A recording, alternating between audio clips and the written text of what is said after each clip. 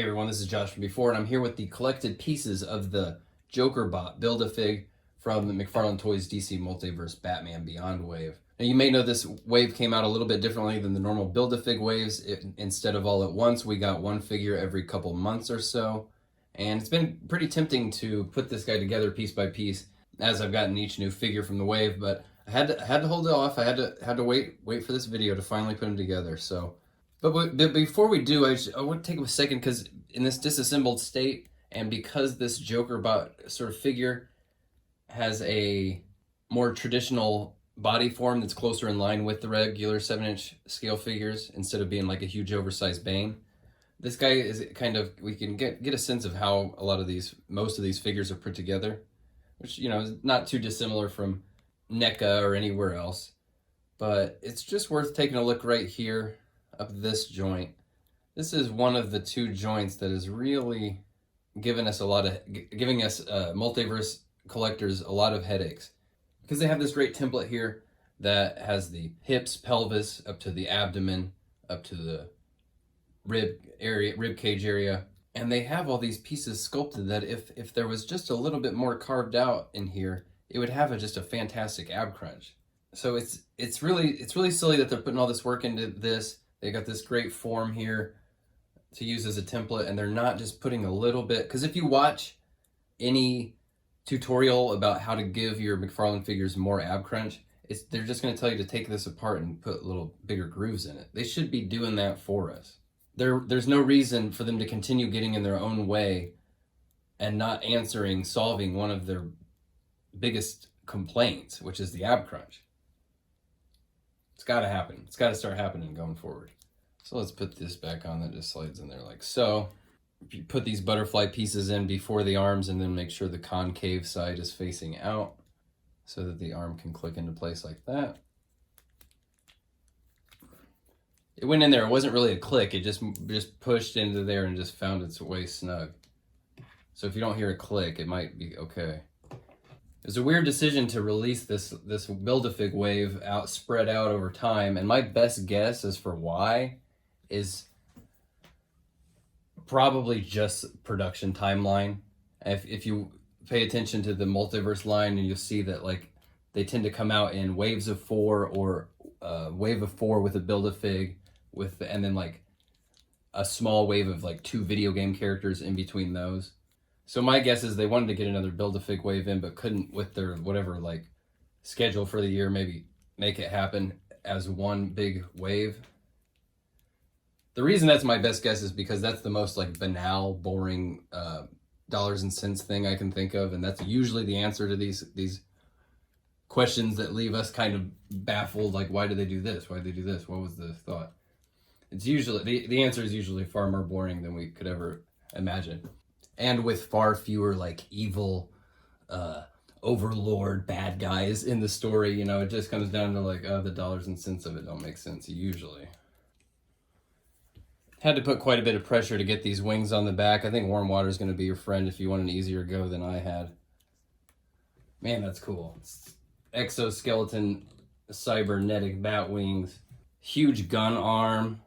Super cool gun. How'd they get a gun in here? How'd we get a gun? Did this just squeak through before the mandate clamped down? And then obviously the head swivels. Great sculpt on both sides of these heads. The Batman face is good, but I think the Joker one is...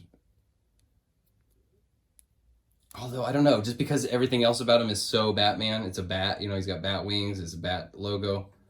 It makes me want to put the bat face up, but he is a JokerBot, so...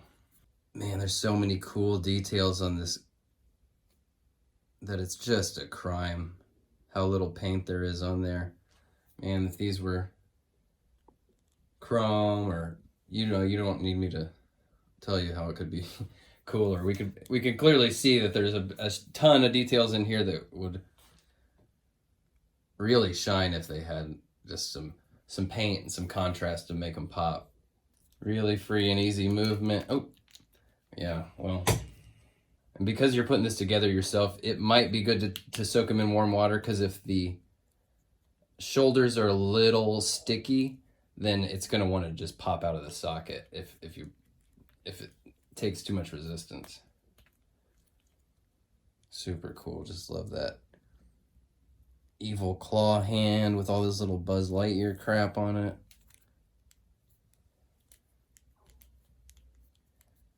Good movement at the torso. That notch thing there is kind of satisfying in a engineering sort of way.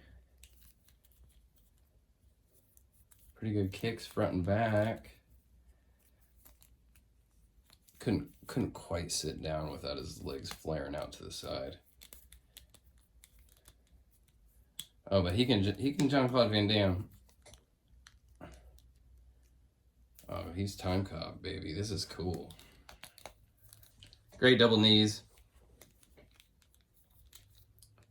Little kind of Batman Who Laughs sort of evocative shape there, the knee pad. That's kind of fun. Love the way this shoulder pad moves with the bicep. This big gun arm. He's dope. This is dope. He's got a gun arm. This is making me so happy. I forgot. I mean, I've had this for like several months, and I forgot that he has this big gun arm. Hell yeah. And then these things.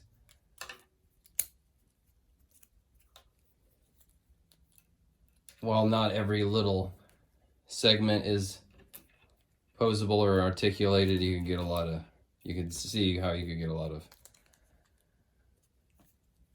personality out of moving these around a little bit.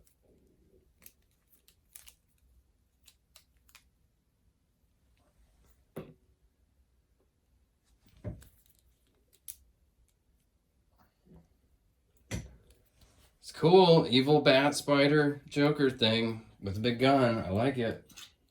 Here you can see what a huge presence that big wingspan has. Kind of anime looking, fits in very well with the Batman Beyond style designs. Just a shame they're hurting themselves by not putting the paint on this amazing sculpt. They've got these amazing sculpts, and then they're doing themselves a disservice with the minimal paint apps. I hate to see it. Here he is with a couple other jokesters. Even though he's not quite the proportions of a Bane type Build-A-Fig, he is still, he's got some size on either one of these guys. And I will be including JokerBot in my Joker rankings. Once I have the rest of the 3 Jokers wave, I will rank all the McFarlane Jokers, so stay tuned for that. And here he is with the rest of the Batman Beyond figures. This is a rad looking team. I was thinking at first that this might be a wave that I would end up parting with down the road, but I'm digging these. I'm going to hang on to these guys. I love this. It's got really clean, sleek lines. It's got kind of a Saturday morning cartoon kind of feel. And now that we know that they're going to be releasing a Batman Beyond Batmobile, there's yet another reason to hang on to these guys, because there's going to be some pretty rad display options in the future. All right, guys. JokerBot 3000. Thanks for watching. I will see you next time. Bye.